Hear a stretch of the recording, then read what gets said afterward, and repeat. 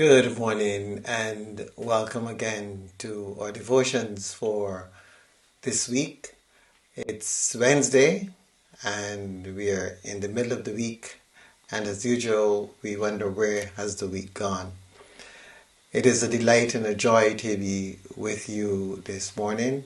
As we begin our time together, I just want to ask you to remember the Diocese of Trinidad and Tobago and its Bishop Claude Berkeley. Bishop Berkeley lost his wife Dawn yesterday, and we want to hold him in our prayers and his family and the entire diocese as they go through this time of mourning. And so this day, as we continue to journey, we do so mindful of the various challenges that we face as individuals, knowing that in everything God is with us. God strengthens us because we are God's children. We are not orphans. We belong. And so in our darkest, deepest moments, God is there and God will walk and journey with us. I'm always reminded of that little poster, Footprints in the Sand, where God says, in those dark moments when you thought you were alone, I was carrying you in my arms. So with that, we come into our time of meditation and we ask God to be with us in a special way at this time, to assist us in finding that space within us that allows us to reach out and touch, or reach in and touch and be with. So we take a deep breath and we breathe out through our mouths. We take another deep breath and breathe out again. We take a third deep breath and we breathe out. And we bring our attention into our heart space with the spirit of gratitude and love, thankfulness. We acknowledge all that God is doing in our lives. We acknowledge this morning, we acknowledge the recent showers. We acknowledge the beauty of creation, the greenery that we are seeing all around us as the land is so filled with water, moisture. Reminding ourselves as to what happens with us when God waters us. How God is like a gardener, always ready and willing to tend the garden that we are, to allow us to bloom. And also to remember that it is free will, and this free will can work with us and it can work against us. Because this free will can cause us to resist being tended, and we find ourselves drying up, becoming brittle. Or we can use our free will to receive the tender love, care, compassion of the divine. And in so doing, grow, bloom, and flourish, producing much fruit. So we ask for that light to be present in us. Yes, that we may become more and more receptive. And all those areas in our lives that offer resistance, that offer objection to this being tended, that one by one those areas in our lives will fall away until we are completely open as clay in the hand of the potter, so that God can use us in whatever way God chooses. So, in this time together then,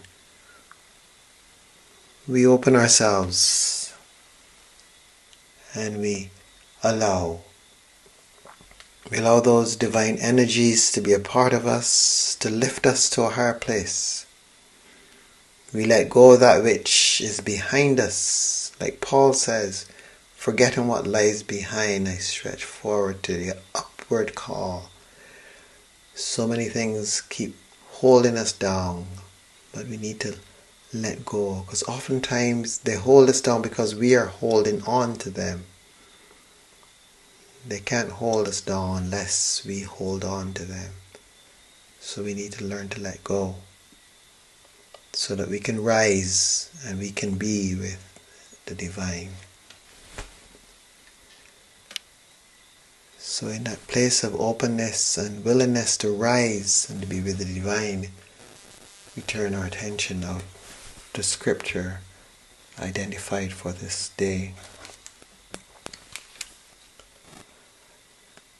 And as we read, we turn to the text from Luke 5 verses 33 to 39. Then they said to Jesus, John's disciples, like the disciples of the Pharisees, frequently fast and pray, but your disciples eat and drink. Jesus said to them, You cannot make wedding guests fast while the bridegroom is with them, can you? The days will come when the bridegroom will be taken away from them, and then they will fast in those days. He also told them a parable. No one tears a piece from a new garment and sews it on an old garment. Otherwise the new will be torn, and the piece from the new will not match the old. And no one puts new wine into old wineskins. Otherwise the new wine will burst the skins and be spilled, and the skins will be destroyed. But new wine must be put into fresh wineskins. And no one after drinking old wine desires new wine, but says, The old is good.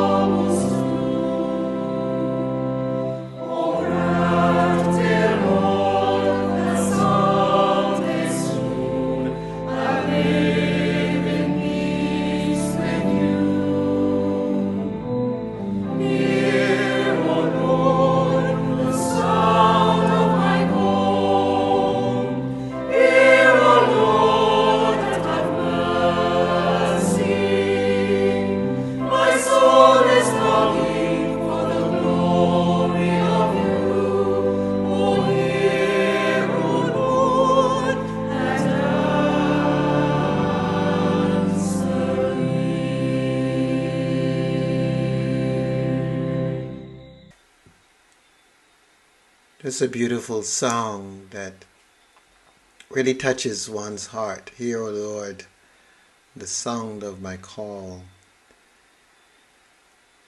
In our reflection this morning from the reading, I want to just give some attention to the idea of the old and the new. And it's an age-old challenge. We're always having this difficulty between the old and the new. And Jesus puts it in perspective today as he uses the analogy of garments, an old garment and a new garment. You don't destroy a new garment in order to patch an old garment, because at the end of the day, the new garment tears away from the old garment and you've already lost the new garment. And also, you don't take new wine and put it into old wine skin, because it will burst the skin and both the skin and the wine would be lost. So you need to find a new wine skin to put new wine in.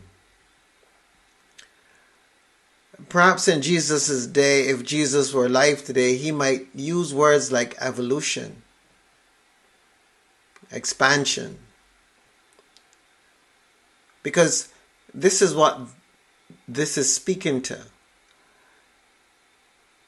We are at times so uncertain about the way life is going.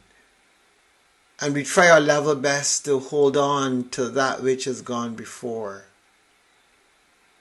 When what is really needed is for us to grasp what has gone before and bring the beauty of what has gone before into what is emerging now.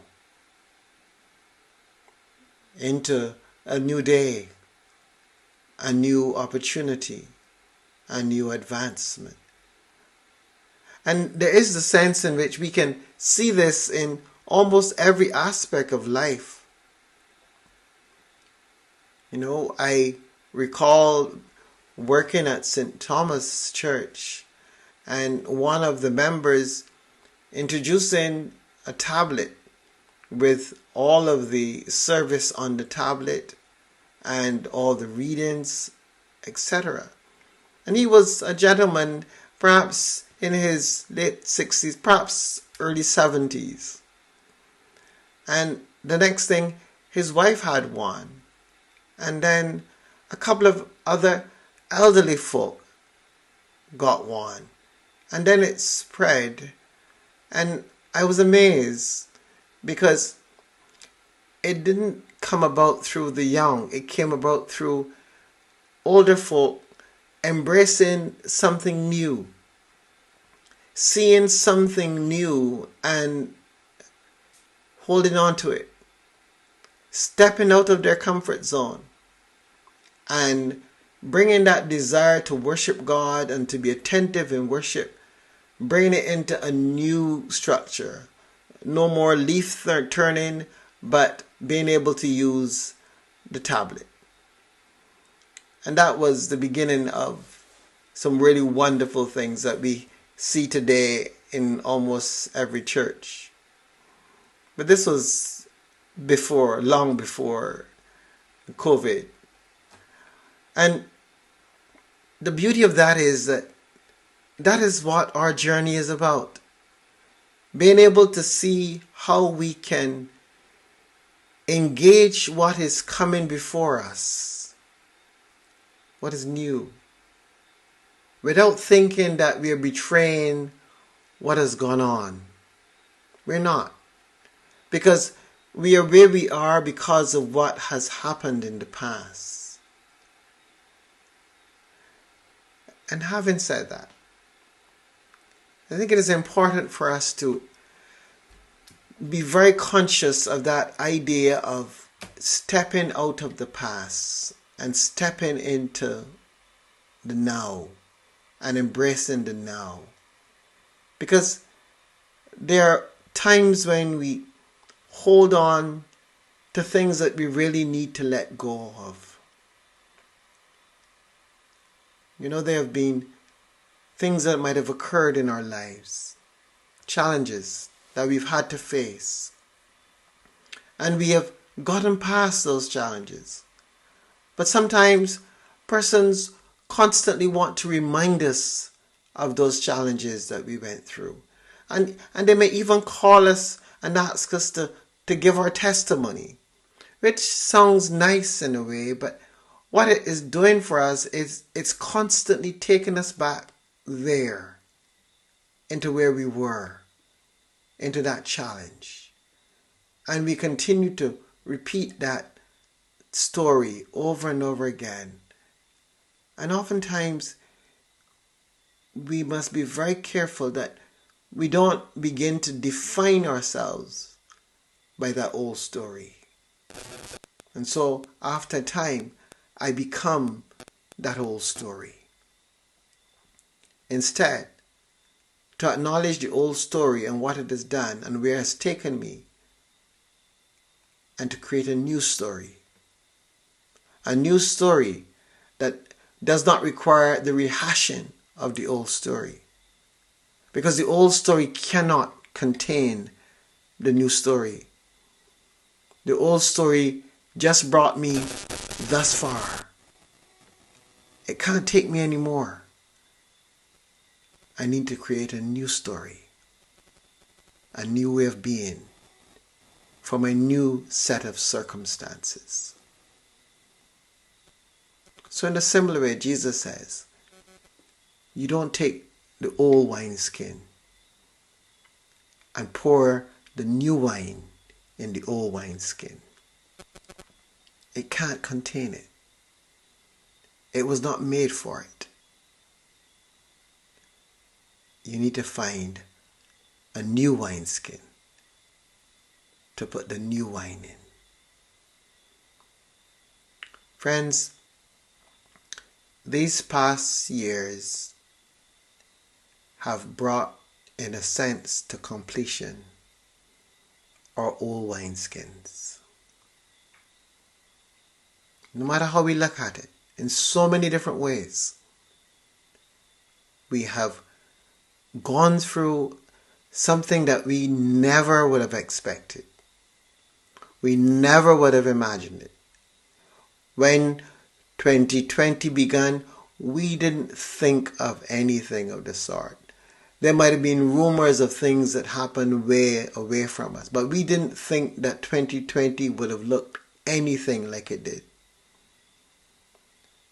And 2020 brought an end to a particular way of thinking, a particular way of being in the world. And it shut us down.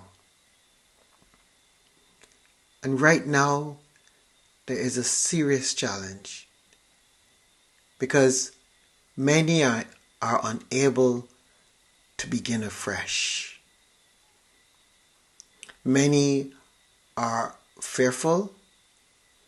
Many are uncertain.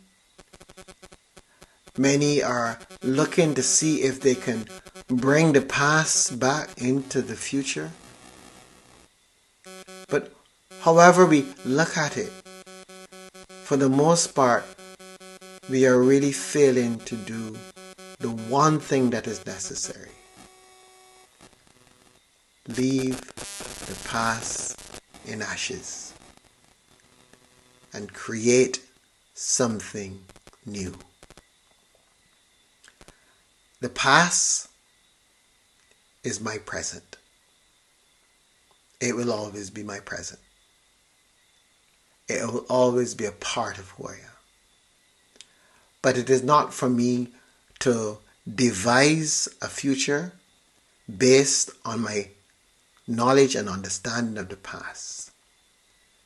It is for me to devise a future, first of all, based on where I am and what is in front of me, inviting me forward. Everything that I have gone through is a part of who I am, but it must not define who I am. And this is what I believe this parable is teaching us, that we've got to be ready to not just create something new, but to create something new to hold that which we are creating. And this is no easy task, but it is a task we all need to engage in. We're here. There's no going back. And there's no dragging the past into the now and beyond. It is gone. The question is, what do we do with this new wine that is being presented to us? Where and how do we create containers to hold it? In your life, right now, just where you are, the question is, what is it that is calling you forward? What are you being called forward to? What are you afraid of letting go? What are you uncertain about stepping forward and leaving behind? We all have these things to deal with. And we all need to trust that God is calling us day by day forward. Not in abandonment, not in recklessness, but in wholeness. It is a higher calling. It is a calling in which all things work together for good. And we need to be able to be willing to search out that path that leads to goodness, to oneness, to wholeness. We have journeyed and we are here. And God is calling us forward right this moment into something new, into something wonderful, into something beyond what we have known. And we need to be ready to receive it in its many forms, in its several ways. We need to be ready to receive it, to know that this is why we have come into this world, for this very moment, for this very time. So we are here, and we're looking to create something new. We're looking to take that which is old and put it in the past. We're looking to take that which is old and build on it and go forward. But go forward embracing what is ahead of us, what is before us. No more should we take the old wineskin and try to put the new wine in it. But let's be creative. Let's make new wineskins for this new wine that is coming to us in so many different forms, in so many different ways. Pray, brothers and sisters, that God will assist us in this moment and that we may lift ourselves up to this new presence, to this new wine, to this new day.